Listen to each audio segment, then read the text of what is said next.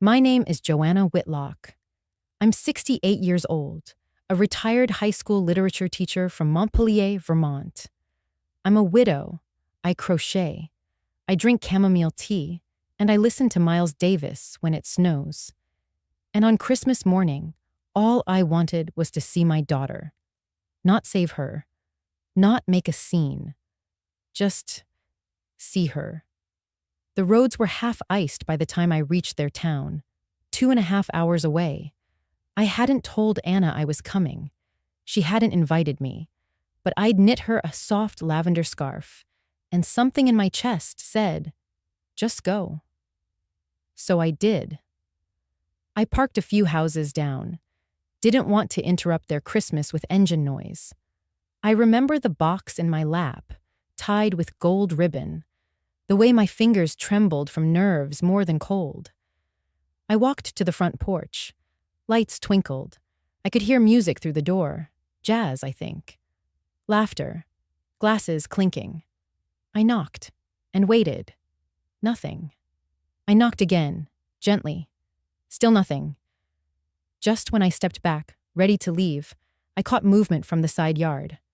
I turned, and my heart dropped. There she was. Anna, my daughter. She stood in the snow, hugging herself.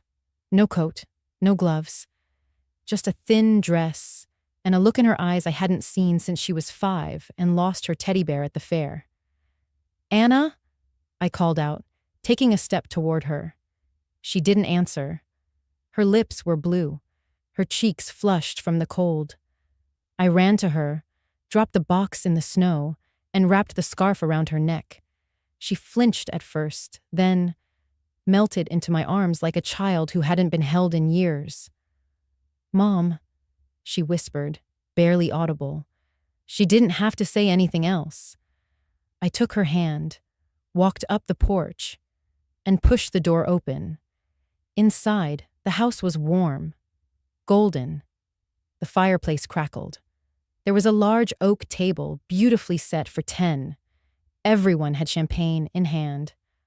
Laughter spilled like a fountain. Until they saw us.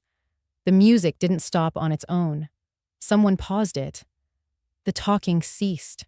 Forks hovered mid-air. Anna's husband, Greg, was mid-toast. He lowered his glass. His father leaned back, eyes narrowed. Greg's mother looked at Anna like she'd dragged dirt into the room. No one said a word. That silence, it wasn't just awkward. It was cold, performative, like we'd just disrupted their perfect scene. I stood in the doorway, the snow still clinging to my boots, holding my shivering daughter by the hand. And I said 5 words. She's not standing out there. It wasn't loud. It didn't need to be. It cut through the warmth like a gust of mountain wind. They stared at me, the woman in the doorway who didn't belong in their curated holiday. But I had already broken their illusion. Greg opened his mouth. Joanna, this isn't... I raised a hand. Calm, gentle, firm. I'm not here for you, I said. I came for her. Anna's hand gripped mine tighter. Greg's mother shifted uncomfortably. Someone set their glass down too hard. I saw a young woman at the table, maybe a cousin, glance at Anna with something close to pity or understanding. Maybe both. Still, no one moved. So I walked forward, slowly, still holding Anna. We passed by the fire, past the gilded decor, and I sat her gently on a love seat by the window. I pulled off my gloves and began rubbing her hands, warming them. She looked dazed, grateful, fragile. They just watched. No one offered a blanket. No one asked if she was okay. That told me everything I needed to know. Outside, the snow continued to fall. Inside, time felt frozen. And somewhere in that bitter stillness, I knew this wasn't going to be just a visit. Something deeper had cracked, and I had just stepped into the center of it. After we sat down in that too-perfect living room, and Anna's fingers slowly thawed under mine. My mind drifted, as it always did, to how we got here. The first time I ever held Anna, she was so small I could fit her into the crook of one arm and still hold a book in the other. Even after Michael died, that's how I kept us going. Books and bedtime stories. Michael. He was my husband. A gentle, soft-spoken man who taught American history at our local high school for almost 30 years. He loved jazz records, old baseball stats, and blueberry muffins from that dingy bakery on Main Street. He also loved us, me and Anna, with a love so patient, it lingered long after he was gone. Cancer took him in late November, just as the snow began to fall that year. Anna was barely 5. I remember her standing by the window in her footy pajamas, asking why Daddy didn't come home for Christmas. I didn't have an answer. Only arms strong enough to carry her back to bed, and a heart breaking into pieces I wouldn't let her see. From then on, it was just the two of us. We didn't have much, but we had a rhythm.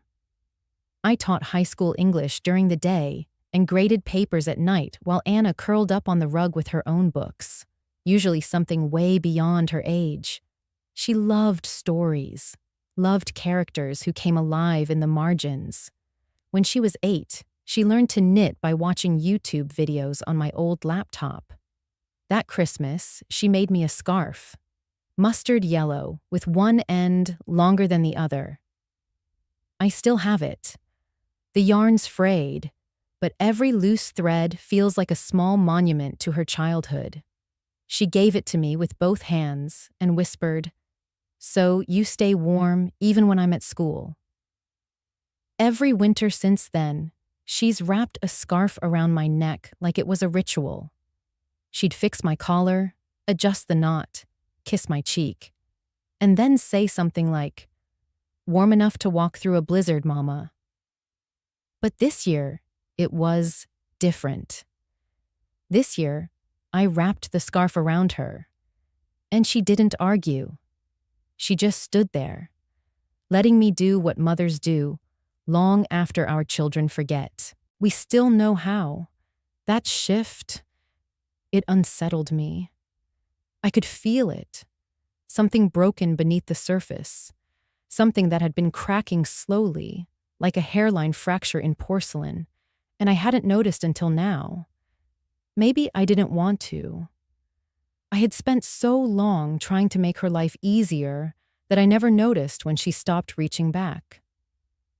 After college, Anna struggled, as most do.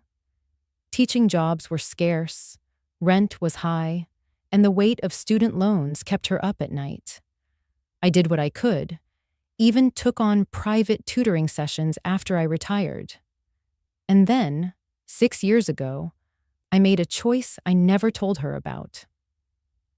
I sold the small acre of land my parents left me, just outside of Peacham. My mother had always wanted me to keep it, maybe build a cottage there someday. But dreams shift when you're a widow with a grown daughter trying to find her footing. I used every cent from that sale to help Anna and Greg with the down payment for this very house. Yes, this house. The one with the golden lights, the Christmas jazz, the tension humming beneath every clink of glass. I never told Anna where the money came from, just wired it to her account and said it was something I had set aside. I didn't want credit. I wanted her to feel safe. But watching her shiver on that porch, seeing how no one noticed she'd slipped away from the celebration, it made me wonder, had I given her a home, or had I handed her over?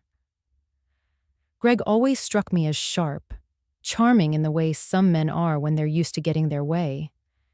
He called me ma'am too politely, smiled with his teeth but not his eyes, and made jokes about my quaint little Vermont novels. I didn't laugh, not then, and certainly not now, because I'd helped them build this life, and something told me They'd been planning to take more than they ever gave. I wish I could say Kyle surprised me, but he didn't. He stood at the edge of the living room that Christmas day, holding a glass of red wine with the kind of entitlement that only comes from men raised to believe they are the center of every room they walk into. His sweater was cashmere, the color of charcoal, and his shoes hadn't a speck of snow on them, though Anna told me they'd arrived just the day before. His parents sat on the cream-colored sectional, wine in hand, amused by the fireplace and the string quartet version of Silent Night, playing from their smart home system. When he saw me walk in, hand in hand with his wife, shivering and quiet, he didn't rush to greet us. He looked at me like I had trespassed into a curated magazine spread, like I didn't belong. Kyle's the kind of man who speaks softly but slices with silence. He doesn't raise his voice. He raises expectations no one else agreed to. Anna used to smile when he spoke. Now she watches him with careful eyes, like someone trained to anticipate a storm before the first crack of thunder. He said nothing as I helped Anna to the kitchen. Not even a Merry Christmas. That didn't surprise me either. Last Christmas, he gave me a gift, wrapped beautifully, with shiny green foil and a bow too big to be humble. He handed it to me with the smile of a man who thought generosity could be bought in bulk. Inside was a music player, cheap, outdated. I'd smiled politely, of course. I was raised that way. But when I picked it up, the price tag was still stuck to the bottom. Discounted. Half torn. $15 from a clearance bin. It wasn't the price. It was the effort, or lack thereof. I didn't say anything. I never do. But I kept it. Just like I keep everything that teaches me something. And this year, I brought it back. I had wrapped it in the same paper he used the year before, because I saved that too. I even used the same bow, a little wrinkled now, but still holding shape. Inside the box, next to the untouched music player, I placed a folded note that said, "I still remember." Even when I'm quiet, I didn't need to hand it to him. I left it under the tree with the rest of the gifts. Let the truth reveal itself in its own time. Kyle's family comes from a long line of people who believe silence is submission, that a woman's worth is in her ability to be pleasant and not take up too much space. Anna once told me that his mother called her a perfect choice because she was beautiful and knew how to keep her opinions to herself. I remember that line too. That was 2 Thanksgivings ago, before I stopped being invited. Kyle was used to controlling the room, the lighting, the dinner menu, the guest list, even the tempo of conversations. But that day, something shifted. Maybe it was the way Anna clung to my arm after we walked in. Maybe it was the faint tremble in her fingers when she held the teacup I made her. Or maybe, just maybe, it was the moment his father reached to turn the music back on. And Anna stood up, calmly, and said, "Can we not?" The music stopped, and Kyle didn't know what to do. He looked at her like she'd just spoken a foreign language. But I knew that look. It was confusion, followed by fear. Because when silence is your weapon, a woman's voice becomes your greatest threat. I wasn't there to wage war. I was there to remind my daughter what home used to feel like. And maybe, just maybe, what it could still become. As Kyle returned to his wine and carefully sculpted smirk, I could feel the note under that tree growing heavier by the minute. Because people like Kyle believe in forgetting. And women like me, we remember. Quietly, completely. Sometimes it takes silence to hear what's really happening. Last summer, I had coffee with an old friend, Marilyn, a former colleague from the community college, where I taught English Lit for nearly 30 years. We hadn't seen each other in a while. Retirement had pulled us into different orbits, but we always found our way back to these quiet catch-ups. She was no longer in academia. Now she was a branch manager at a local bank, sharp as ever, a little more tired in the eyes, but still wore her conviction like armor. We talked about Anna that day. I remember the way Marilyn stirred her tea absently as I spoke. "So she's finally found a place of her own?" she asked. "Yes," I said, smiling. "Kyle's done well. It's a lovely home." Anna seems happy Marilyn didn't return my smile. She tapped her spoon against the cup, then paused. "Who's on the deed, Joanna?" I blinked. "The house?" She nodded. "Yes. Is it under Anna's name or Kyle's?" I hesitated. "It's under Kyle's." He handled the paperwork. Marilyn leaned forward slightly. "You sure about that?" I chuckled nervously. "What are you implying?" "I'm not implying anything. I'm reminding you of what you already know." Her voice was calm but firm. "If you helped them buy that house, and I know you did, because you mentioned selling that plot of land, then you deserve some protection. Don't put your faith in sentiment. Protect your future. If not for you, then for Anna." She looked at me gently. "If you ever want to put a clause in quietly, I can help." "No one needs to know. I've done it for other women in your shoes." I shook my head back then, smiled politely. "I trust my daughter," I said. She'd never let me fall. Marilyn's face softened, not with agreement, but with something sadder. Understanding.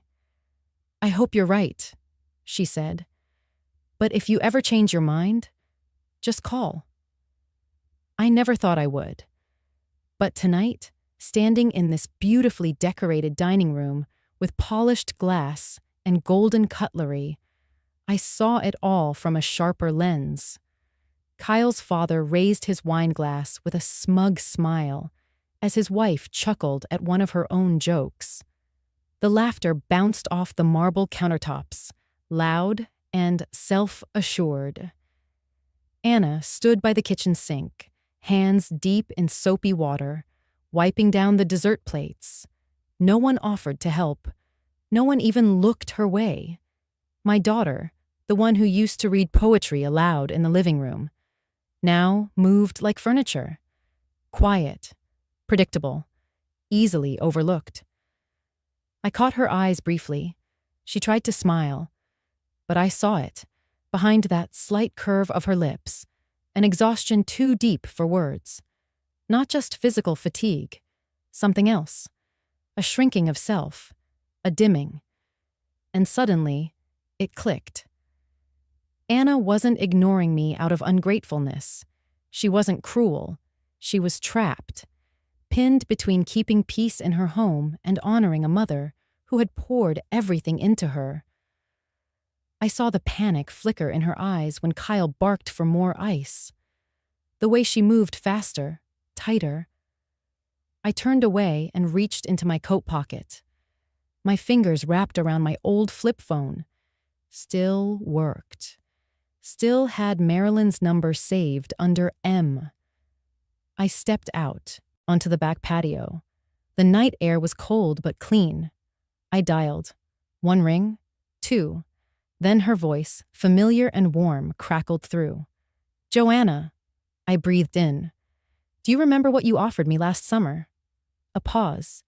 "Yes," she said quietly. "Do you still mean it?" Another pause. This one, heavier. "I do." I glanced back through the glass door. Anna was drying her hands with a towel, looking down, shoulders slightly hunched. "I think I need that help now." Marilyn's voice softened. "I'm glad you called." I swallowed hard. I never thought I would. "You're not alone," she said. "You've just been quiet for too long." I didn't answer, just stared up at the stars. They looked farther than I remembered, but they were still there, still burning. And I realized sometimes love isn't about staying silent. Sometimes it's about speaking just loud enough for the one who needs to hear it, even if that someone is you. Anna didn't cry when she saw me. She trembled, like a kitten caught in the rain, fragile, startled, drenched in a kind of fear that had no name. But every woman who'd ever swallowed her voice would know it by heart. I pulled her into my arms, quietly, and felt her shoulders stiffen before finally collapsing against me. She was taller than when she was little, but her bones still fit against mine in the exact same places.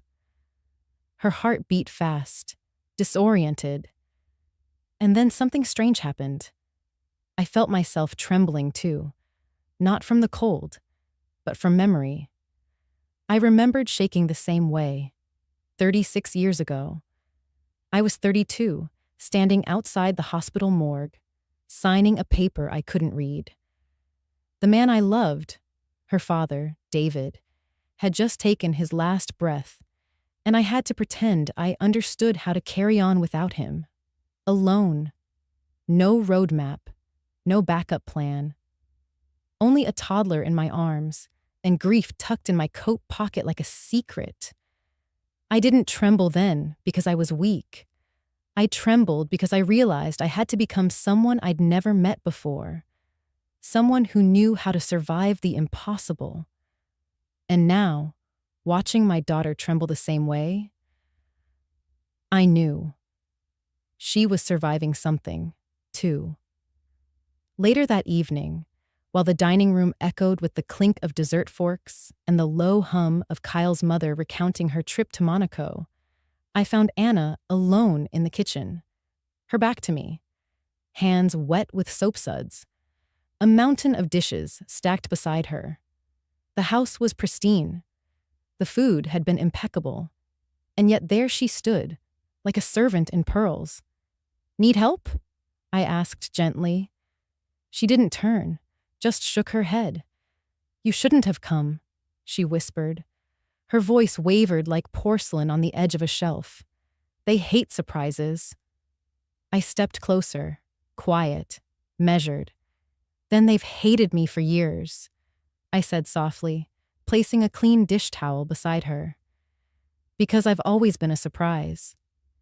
She let out a sound, not quite a laugh, not quite a sob, just something caught in her throat. "I just wanted to see you," I added. "I know," she replied, "but they think you're difficult." I let the word settle between us like dust. Difficult. That's what the world calls women who don't nod fast enough. I reached up and brushed a stray hair behind her ear, the way I used to when she was small and hated ponytails. "Do you remember," I asked, "the year you made me that red scarf for Christmas?" She smiled, faintly. "I sewed it by hand, with a tiny needle and no clue what I was doing." "You pricked your finger 6 times, I recalled, smiling, "and still finished it." She finally looked at me. Her eyes, hollow with exhaustion, softened just a little. "I wore that scarf until it unraveled," I said. "Every winter." Anna blinked back something wet. "I remember." I took her hand. "If one day your daughter was slowly being smothered, would you stand by and say nothing?" She froze. The plate she was holding tilted slightly under the faucet. I didn't repeat myself. I didn't have to. Because that question, quiet as it was, landed like thunder in the hollow space between us. That was when I saw it. The flicker of recognition in her face. The unspoken truth she hadn't dared name. Her marriage wasn't a partnership. It was a performance. And she'd been cast as the compliant wife in a script she never wrote. I squeezed her hand, just once, then let go, and walked out of the kitchen, In the hallway, I passed the ornate mirror Kyle's mother insisted on installing. I caught my own reflection, just for a moment, and saw something unexpected. Not a woman being silenced, but a woman remembering her voice. I turned back, glanced toward the kitchen where Anna still stood, frozen in thought, and whispered under my breath, "I'm still your mother. And I still remember who you are." Because silence is not surrender. And love, real love, doesn't always speak in shouts. Sometimes it just stands beside the sink, asks the right question, and leaves the door slightly open for the soul to breathe. That night, while they laughed and opened their gifts, I sat on the edge of the couch with the envelope in my lap. It was the same envelope I'd kept in the inner lining of my coat pocket since I arrived. I hadn't planned on using it. Not at first. I had hoped, foolishly perhaps, that just being present would be enough to remind them of something. Of me. Of us. Of the years I gave so freely. But seeing Anna scrub dishes, while the rest sipped wine, and joked about my coat's scent, lemon and old books, I knew silence had lived too long in this house. I stood up slowly. My knees don't forgive as quickly as they once did. I walked toward Anna, who was wiping down the granite counter. Her shoulders were curled in again, spine bowed not from age, but from habit. She didn't see me until I was right beside her. I placed the envelope beside the sink. She looked at it, then at me, confused. "It's not a gift," I said softly. "It's correction." Before she could respond, a sharp voice rang from the living room. "Kyle." "Oh, what's this?" Another surprise from the woman who doesn't understand boundaries? He strutted toward us, glass of bourbon in hand. His tie hung loose now, his sleeves rolled up, performing his usual brand of artificial ease. He snatched the envelope before Anna could react, tore the flap open. I didn't flinch. He scanned the first page, then narrowed his eyes, voice rising. "What is this?" Anna stepped closer. "What does it say?" I answered for him. "It's a legal transfer." "The house is now in your name, Anna. Sole ownership, effective immediately. Witnessed and notarized." Kyle scoffed. "You think you can just march in here and play queen of real estate? This isn't some little sewing circle, lady." "I'm not playing," I said, "and I'm not a lady." He looked up, smirking. "Oh, trust me, we noticed." The room fell quiet. Even his mother paused mid-sip. Anna's face was pale, eyes darting between us. Her hands trembled, not in fear, but something else. Something dormant waking. Kyle waved the papers in the air. "This is void. You can't just—" "Yes," I cut in. "I can." He stepped forward. "You don't make the rules here." "No," I said, calm as dusk. "But I can correct a mistake. That deed had my name because I paid for it. But I shouldn't have tied my daughter to a house built on control. This puts it where it should have been all along." Kyle tore one side of the page. And that's when Anna moved. She lunged forward, snatching the papers from his hand. Her voice, God, her voice rose, clear and sharp like sleet on a rooftop. "Touch it again, Kyle, and don't expect me to be here tomorrow." He froze. Everyone did. Anna stood tall, taller than I'd ever seen her.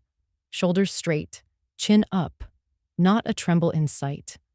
Kyle blinked, then tried to laugh, but the sound caught awkwardly in his throat. "Babe, no," she said. "Just that. Number."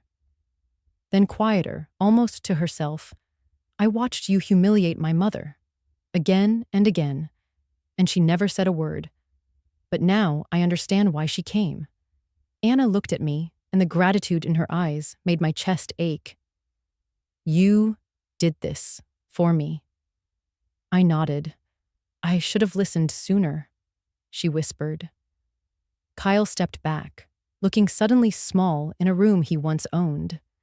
His father muttered something about drama and reached for more wine. But the moment had cracked something permanent open. I turned to go. "Where do you think you're going?" Kyle barked. I smiled.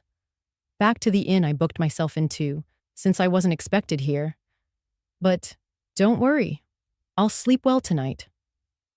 Kyle opened his mouth, but his wife, his quiet, invisible wife, had already turned away. She picked up the contract, walked to the mantel, and slid it behind a photo of their wedding. A new landmark, one of choice, the kind that mattered. And as I slipped on my coat, I touched the inner pocket where the envelope had been. Empty now, but not me, not anymore. They thought the house was the only surprise I came bearing. They hadn't the faintest idea. That evening, after Kyle's shout had turned the room stiff and brittle, after Anna stood her ground with trembling knees but unbroken eyes, I let things settle. I waited. Kyle stomped off into the den. His mother made some excuse about needing tea. His father followed, eyes narrowed. But I could feel them watching, measuring, guessing what move I might make next. I stayed in the kitchen with Anna. We didn't speak. The sink dripped once, twice. The clock on the wall ticked too loudly. Then I reached into my purse and pulled out the second envelope. "What's this?" she asked, her voice still small, still afraid it might shatter something if raised too loud. I smiled and gave it to her. "Your real inheritance. And your freedom inside was more than just paperwork. It was the quiet culmination of a lifetime." My husband, God rest his patient soul, had worked modestly all his life. But he read. He studied.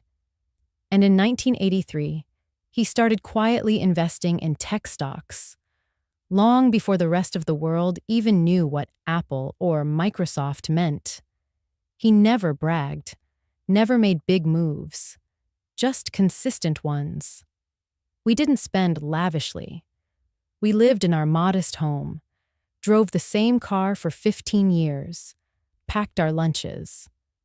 People assumed we were scraping by on teacher salaries. But after he passed, I didn't sell. I didn't cash out when things got exciting. I waited. I sat with my grief and my spreadsheets, and I let it grow. Compound interest, my husband used to say, is quiet magic. And he was right. Anna unfolded the documents. I watched her eyes move over each page. Brokerage accounts, trust details, deeds, insurance policies, all shifted into her name, with legal stipulations to protect it from being co-managed, claimed, or leveraged by a spouse without her consent.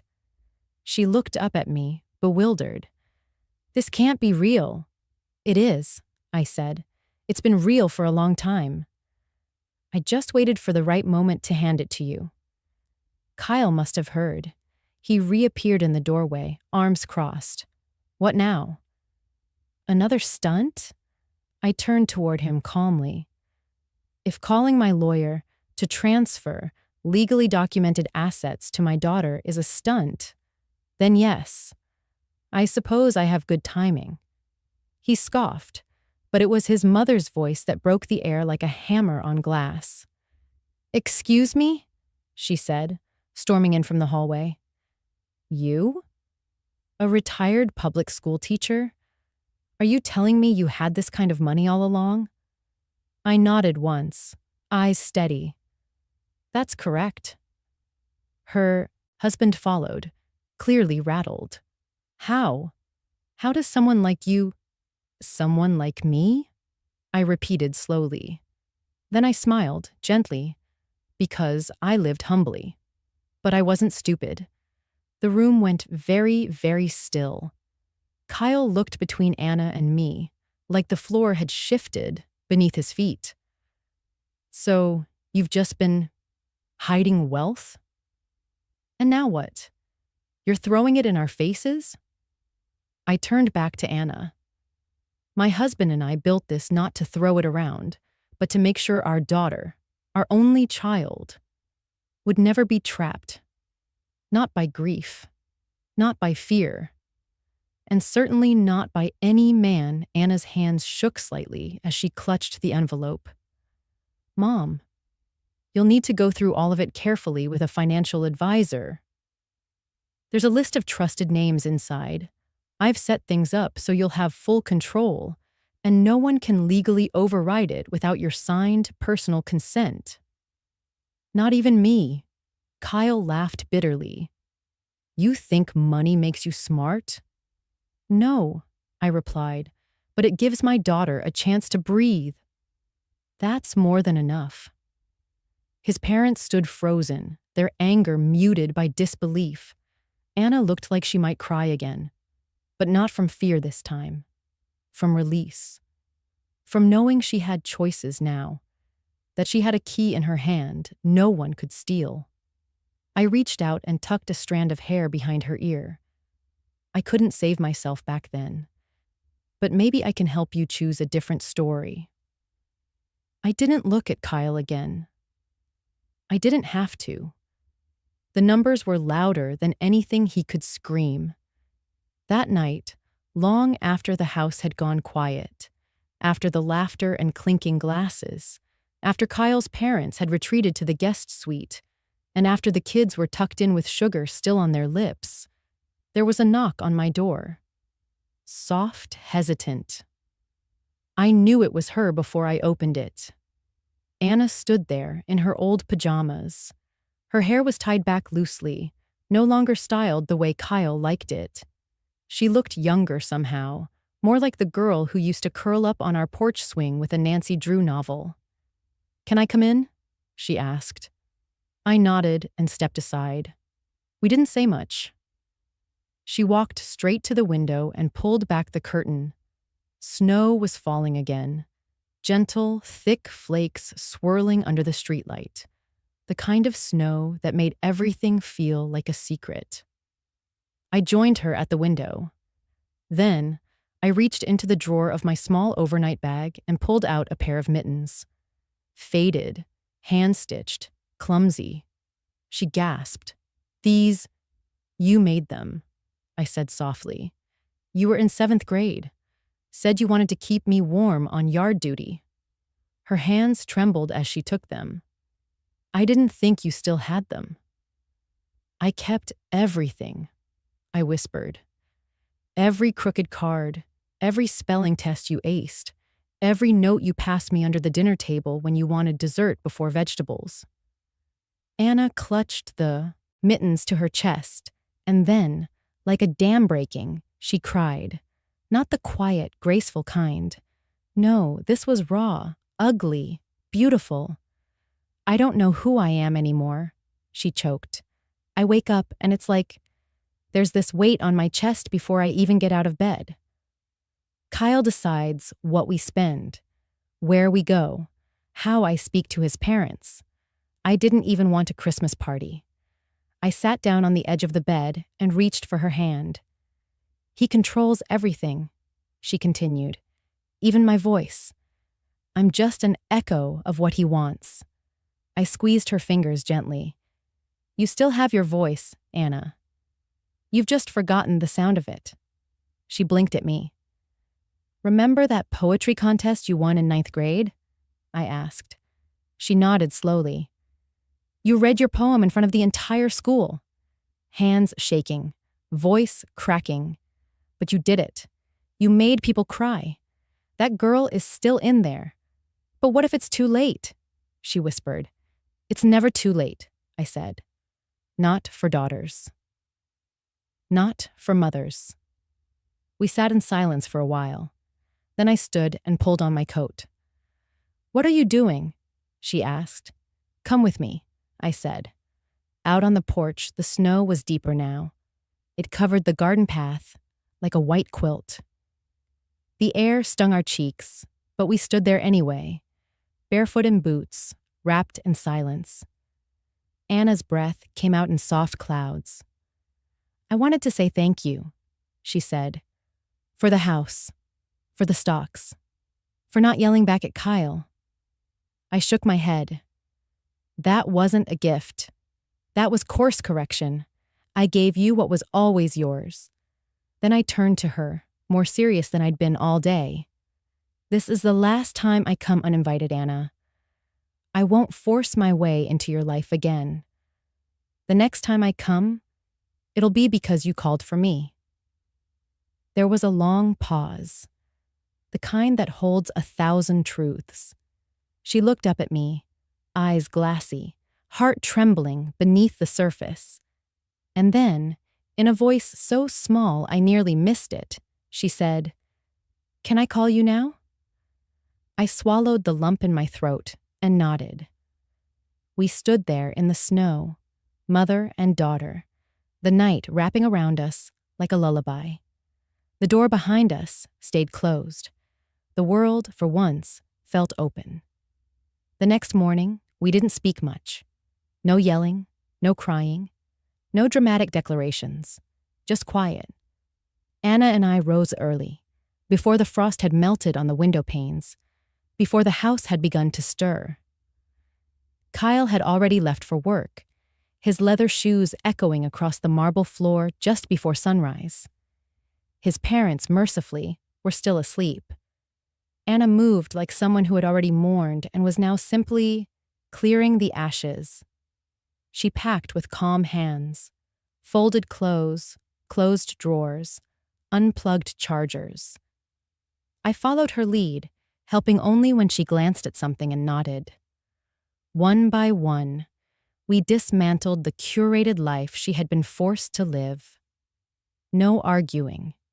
No bitterness.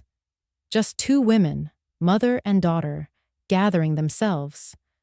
Her bedroom, once decorated in neutral tones Kyle insisted on, became bare within an hour. No framed photos of their wedding. No throw pillows that matched his mother's taste. Just cardboard boxes filled with the fragments of a life she had pretended was hers. It wasn't running away. It was returning. Anna didn't take much. A few suitcases, a jewelry box, a folder with important documents, and Emily's backpack with the little unicorn charm still swinging from the zipper. We didn't talk logistics. We just moved. But there was one witness. As we carried the last box down the staircase, a small voice interrupted us. "Mom?" We turned. Emily stood at the landing in her pajama set with pink snowflakes, clutching a stuffed bear to her chest. Her hair was a sleepy mess, her eyes still adjusting to the light. Anna crouched down immediately. "Hey, baby. Did we wake you?" Emily shook her head. "I heard you packing." There was a pause. Then she looked at me, and she said it. "I heard Dad say no one needs you, Grandma." "But I do," I stood frozen. Anna's lips parted, but no words came. I took a slow step forward, knelt down so I was level with her. "You heard that?" I asked softly. Emily nodded, bottom lip trembling. I reached out and tucked a stray curl behind her ear. Then I whispered so gently she had to lean in to hear me. "Then maybe someday you'll call me. And I'll come." She wrapped her little arms around my neck, and I held her tight, feeling her heartbeat against mine. Fast, fragile, real. We didn't need a goodbye. Just that moment. 20 minutes later, we were on the road. The car was filled with the smell of pine from an old air freshener and the warmth of 3 thermoses of coffee we'd brewed in silence. Emily sat in the back, drawing in her sketch pad with crayons she found under the seat. Anna stared out the passenger window, her face pale but steady. No one said much. And then, as we crossed the state line into Vermont, Anna whispered, "Thank you for not saying, 'I told you so.'" I smiled. You were the one who had to tell yourself. She reached over and placed her hand over mine on the gear shift. We didn't cry. We didn't need to. The house I brought them to wasn't grand. It was an old cedar cabin tucked in the hills near the edge of town, with a wraparound porch and wind chimes that hadn't been tuned in years. The steps creaked and the roof needed patching. But the moment Emily ran up to the door and shouted, "It smells like cookies in here!" it became home. I had already made the beds, put out fresh towels, stocked the fridge with juice boxes and almond milk. It was the kind of preparation only a mother does. Quiet, thorough, expecting nothing, hoping everything. That night, as I watched Anna curl up on the couch with a blanket that once belonged to her late father, and Emily fell asleep beside her with her bear tucked under her chin, I felt something I hadn't in years. Peace. Not the kind you fight for, the kind you come back to. And for the first time since arriving at their mansion 4 days ago, I exhaled completely. Our days began to stretch. Not rush, not collapse, just stretch. Like dough being kneaded softly into something warm and whole. It had been 3 weeks since Anna and Emily moved in, and our little cedar cabin in Vermont began to breathe like a home that had waited too long to be lived in. Mornings started with coffee on the porch. Anna took hers with almond milk. I liked mine black. Emily always had hot chocolate with little marshmallows I kept hidden in the top cupboard, just for her. Anna began teaching again, but this time online, on her terms. She set up a corner of the dining room with a standing desk and ring light, and for the first time in years, I saw her talk about literature with joy instead of obligation. I'd pass by as she lectured about Toni Morrison or Mary Oliver, and there was something soft and grounded in her voice I hadn't heard since before her marriage. Emily enrolled in the little school down the road, where the principal knew every child's name and every parent's story. She came home with paint-streaked hands and stories about maple syrup science experiments, and a girl named Sasha, who had the coolest purple glasses. As for me, I didn't want to sit still. I opened a small knitting circle at the community center. Nothing grand, just a folding table, a big thermos of chamomile tea, and extra needles for those who forgot theirs. I called it Loops of Grace. No fee, no sign-up, just chairs and yarn and stories waiting to be unspooled. Older women came first, widows, grandmothers, some who had moved up north after losing partners, or pensions, or both. Then came younger women, too. Mothers needing a moment. Caregivers needing space. One woman, Linda, came straight from the hospital still in her scrubs, her fingers too stiff to knit, but not too tired to sit beside us. They didn't come for the patterns. They came to breathe. One Tuesday afternoon, as I poured tea for a woman who hadn't spoken in 2 sessions, she finally said, "You remind me of my sister." She was quiet too, but she always knew what to do. I smiled, and I said, "People think rescue is loud. Sirens, flashing lights, headlines, but sometimes it's just placing a bowl of warm soup in front of someone before they realize they're starving." The woman stared at me, eyes suddenly glassy, and she whispered, "Thank you." That night, Anna handed me a notebook, old leather cover, pages still blank. "You might want to use this," she said, "or I'll start if that's okay." I nodded. 2 days later, I opened it and read her first entry. My mother never raised her voice. She never struck back, but she made terrible people look at themselves in the mirror. She did it with a gaze that never flinched, and somehow That was worse than shouting. She didn't rescue me like a movie heroine. She just opened her door and let me walk in. And that, I've learned, is the rarest kind of power. To be still and to be ready. I'm beginning again. I think she knew I would. I closed the notebook and placed it on my nightstand, next to my knitting basket. The fire in the hearth crackled low. Outside, snow had begun to fall in delicate flurries. I watched it coat the porch swing, the rosebush still clinging to its last stubborn bloom. Peace doesn't arrive with trumpets.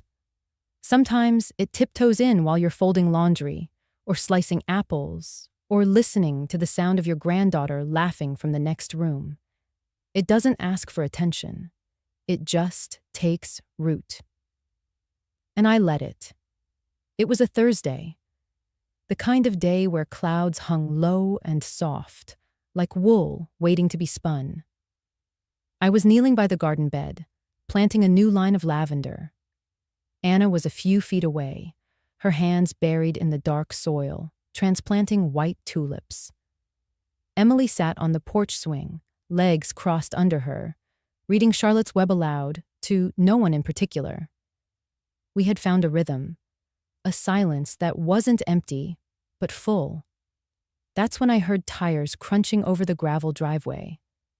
I looked up and saw a black SUV, polished, expensive, out of place against the rustic quiet of Vermont. It came to a stop just outside the gate, and for a moment, no one moved. Then the driver's door opened. Kyle. Behind him, the passenger door opened. His wife, Amanda, stepped out, high heels clicking against the stones like sharp punctuation. And then, another door opened. His mother, the one who had once looked at me like I was dirt tracked across her marble floor. Now they all stood there, unsure, awkward, looking through the iron gate as if it were a wall they couldn't scale. Kyle stepped forward. Anna kept digging. Emily kept reading.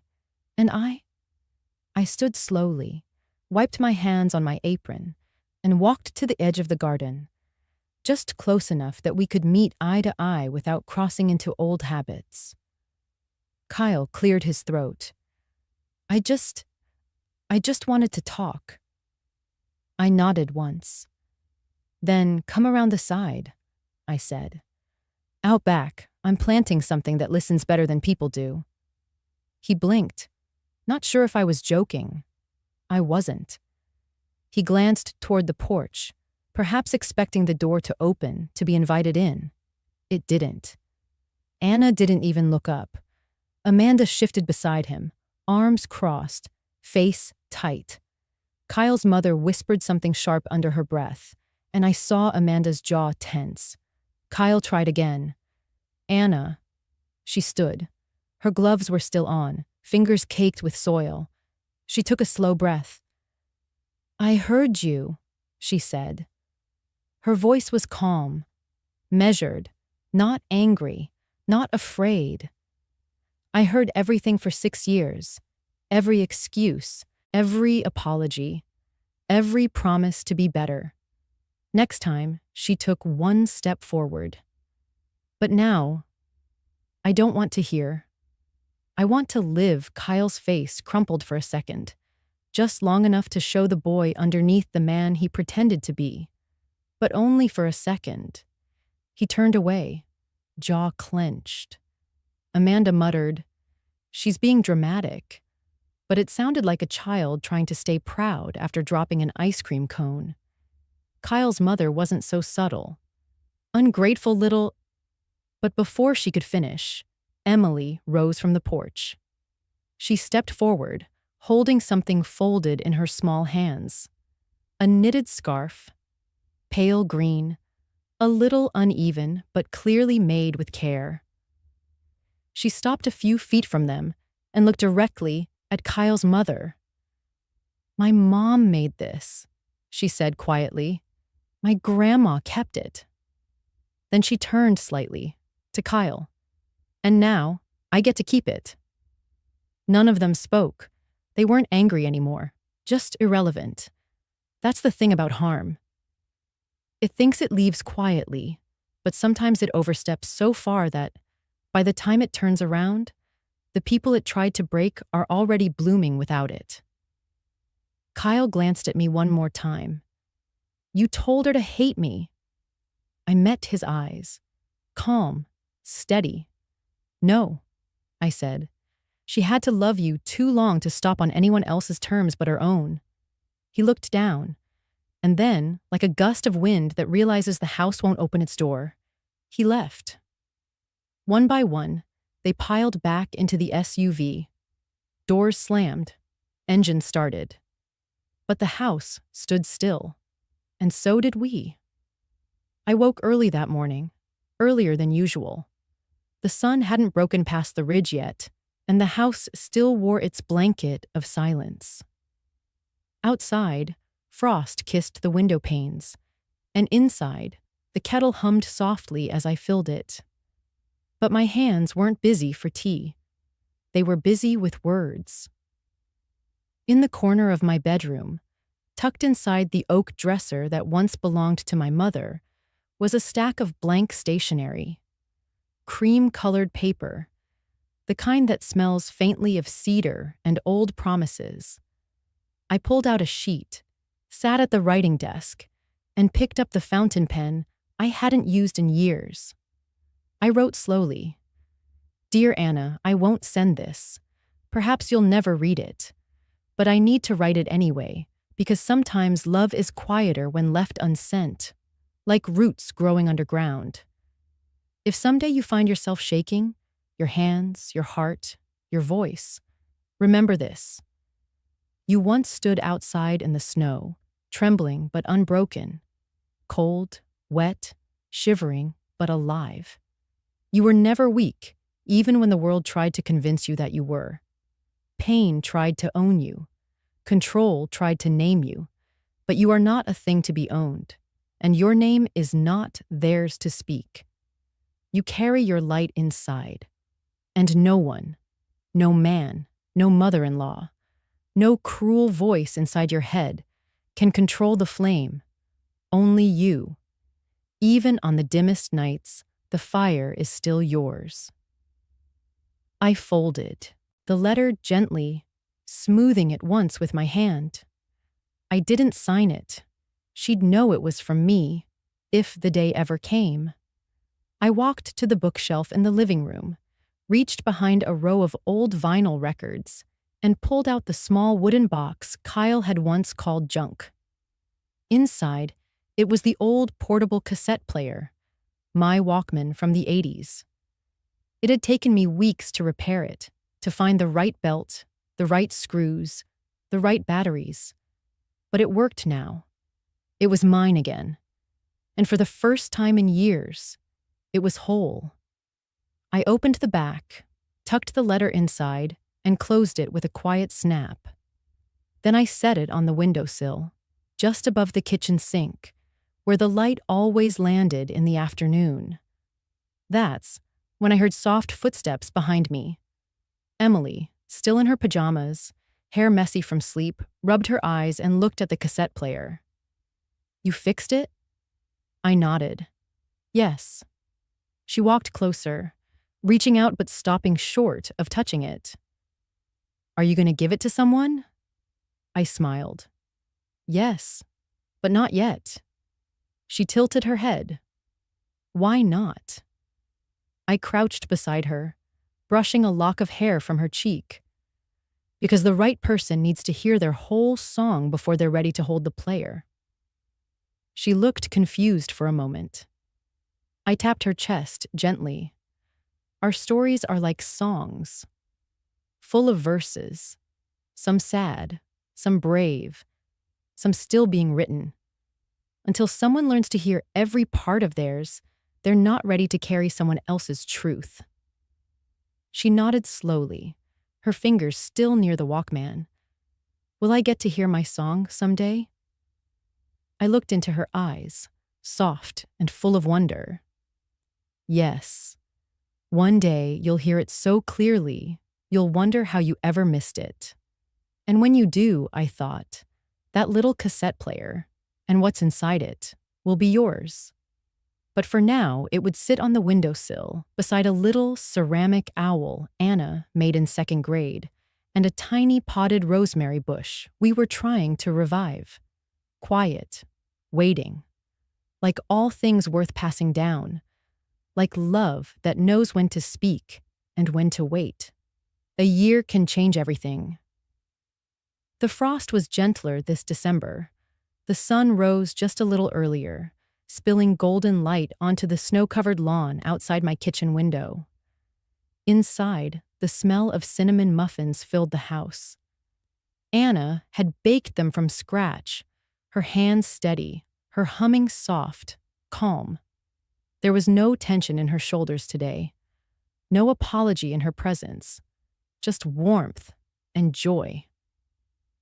We were all getting ready for Emily's school assembly. She had been chosen to deliver a speech at the winter honors ceremony. The principal said she'd written something honest, heartfelt, and surprising. I hadn't asked what it was about. I wanted to hear it fresh, just like the rest of the room. The auditorium was packed. Parents, grandparents, students shifting in metal chairs. The kind of gathering where the air buzzed with pride and nerves, and everyone whispered too loud, trying not to. Anna and I sat near the center, hand in hand. Her palms weren't cold anymore. That used to be a small thing. Now it meant everything.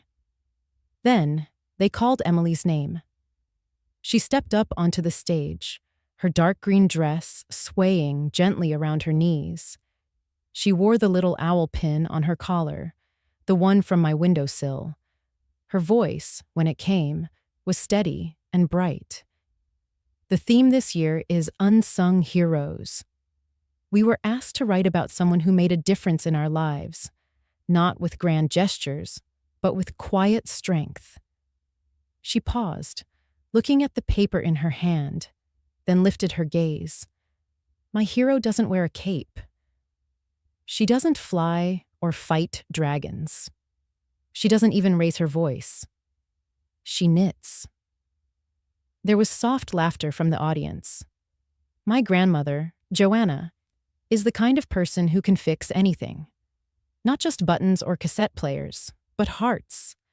And not by telling you what to do, but by sitting with you while you figure it out. My throat tightened. Anna's hand squeezed mine. But she's not the only hero in my story. Emily's voice softened, but grew in power. For a long time, I thought silence meant peace. That if someone stayed quiet, everything was okay. But I was wrong. Silence can be a cage, a shadow, a lie we tell ourselves to keep the peace that's not real. She looked out across the room, and for a moment, I felt her eyes meet ours. My mom used to be quiet. Too quiet, but she's not anymore. She speaks now. About her joy, about her pain, about what she needs. And I've learned that speaking up doesn't make you difficult. It makes you free. There was a hush, the kind that carries more weight than applause. Emily breathed in, steadying herself. I have two heroes. One who knits strength into sweaters. One who found her voice after forgetting it. Both of them remind me that bravery isn't loud, it's honest. She stepped back from the podium, a little shaky now, her hands finally trembling just a little. But I could see it clearly. Those tremors weren't fear. They were the echo of power. The crowd clapped, then stood. Anna turned to me, eyes glossy with unshed tears. Her lips parted, but I spoke first, whispering into the moment. You're not trembling anymore. Anna smiled, her voice tender, but firm. I have my voice now, and I know how to use it. We sat together in the fading light of the auditorium, hands clasped, hearts open. Around us, winter still held the earth in its arms, but inside, something had shifted. A thaw, a beginning, a soft, steady flame. The living room was quiet when Emily placed the scarf into the glass frame. She handled it gently, almost ceremoniously. Her fingers brushed the worn stitches like they were sacred text. "It's not just yarn," she said softly, mostly to herself. "It's a relic of 3 generations." She stepped back, admiring it, not for its craftsmanship, which was simple, but for the story it carried. Her eyes glowed the way they did when she read a good poem. I stood beside her, watching her reverence. That scarf had seen everything. My hands made it. My mother's voice shaped it.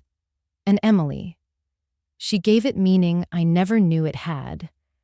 It now hung above the mantel, in a walnut wood frame we had polished together. The small brass plate at the bottom read, "For the hands that mended and the voices that rose."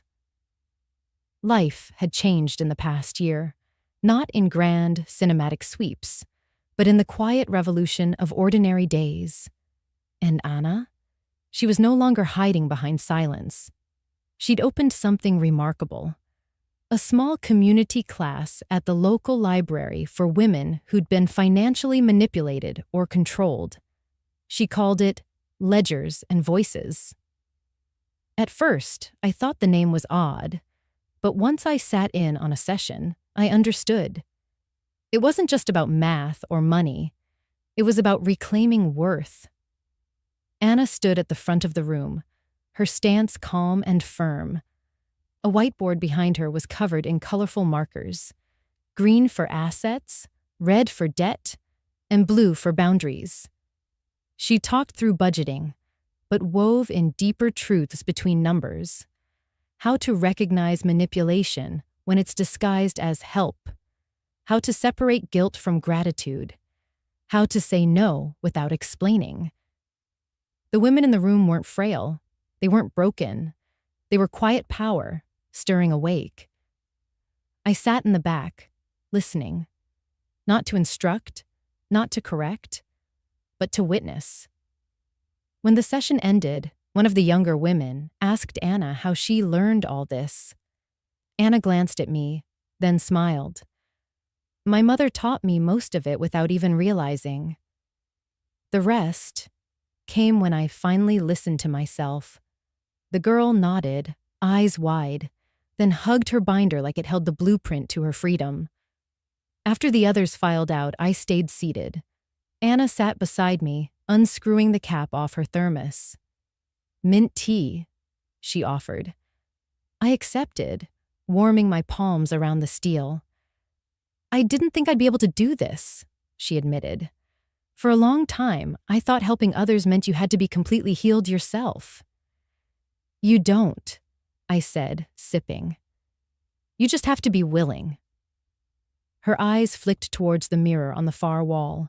Long, rectangular, old. The kind of mirror that doesn't flatter, just reflects.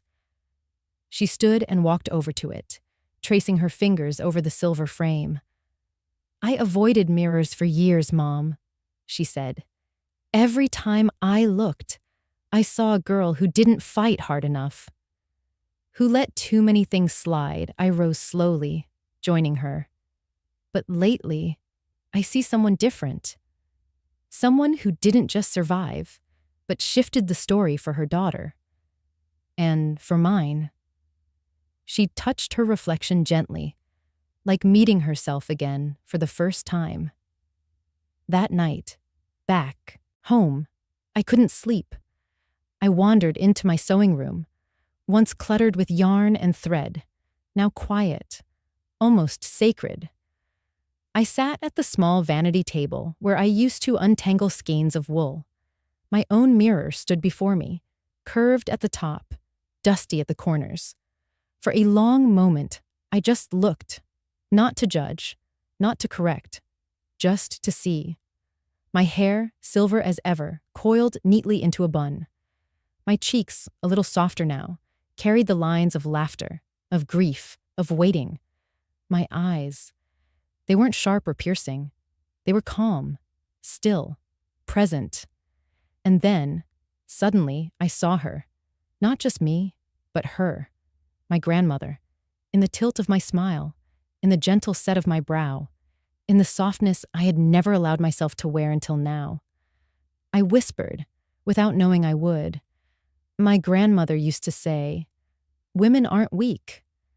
They're just waiting to be heard." And finally, I believed her. It was Christmas again. The world outside my window was blanketed in soft white, just like it had been the year before. But everything inside the house, inside me, was different now. Quieter, brighter. That morning, I found a letter in the mailbox, wrapped in crisp cream stationery. No return address. Just one name written on the envelope in slanted, familiar handwriting. Kyle. I stood by the window for a long while, letter unopened in my hand, the cold seeping through the glass and into my fingers. It wasn't anger that filled me. It wasn't grief. It was something far quieter, more resolute. Emily peeked over my shoulder, curious. "Who's it from?" I didn't answer. I walked to the fireplace, lit a single match, and set the envelope to flame. It curled in on itself, paper blackening, words never read. When it was done, I took the ashes outside to the garden. The roses had withered for the winter, but their roots were still alive. I knelt by the oldest bush, planted by my mother when she first bought this house, and gently sprinkled the ashes into the soil. Emily stood behind me, watching. "Grandma," she asked quietly, "why didn't you write him back?" I brushed my palms together, then stood. The sky was turning gold as the sun hit the frost-covered trees. "Because forgiveness doesn't need words," I said. "It only needs peace." She nodded slowly, though I wasn't sure if she understood. But she would. One day. Inside, Anna had set the kettle on. The scent of cinnamon drifted through the kitchen, where ginger cookies cooled on wire racks and candlelight danced on the countertops. She'd made me a sweater. Soft, thick, pale blue. It fit perfectly. The yarn was warm against my skin, but what warmed me most was knowing her hands had made it. I slipped it on. Later that afternoon, we went out to the garden, as we always did, even in the snow. Emily wrapped herself in her little red coat and cradled our cat, Mr. Peaches, in her arms. Anna brought the watering can, even though she knew the ground was too cold. She said the act mattered more than the result. We moved slowly through the yard. Anna spritzed the rosemary bush with melted snow water. Emily chased a robin that landed on the fence post. I settled into the wooden bench under the arbor, the one my husband had built with his bare hands 40 years ago. Its paint was chipped now, and it creaked when I sat, but it held. It always held. I watched them. My daughter, my granddaughter. One laughed gently. The other whispered to the cat. Their joy was quiet, unforced, real. I thought of the years I had wasted trying to patch holes in people who didn't want to be whole. The love I gave Kyle, it had never been small, but it had always been conditional, on his terms, not mine. It wasn't my job to chase him anymore. It was my job to stay, to root, to grow. We stayed out there as the sky turned lilac and the first snowflakes of the evening began to fall. Emily giggled when one landed on her nose. Anna turned her face upward, letting flakes settle on her lashes.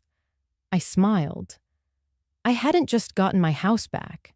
I had gotten myself back. And I hadn't done it with noise or confrontation. I hadn't done it with bitterness. I had done it with stillness, with boundaries. with choosing what deserved to stay and what I had to let go. The final snow came heavier, blanketing the lawn in white velvet. We didn't rush inside. Not this time. We let the cold kiss our skin. We let the silence wrap around us like an old friend.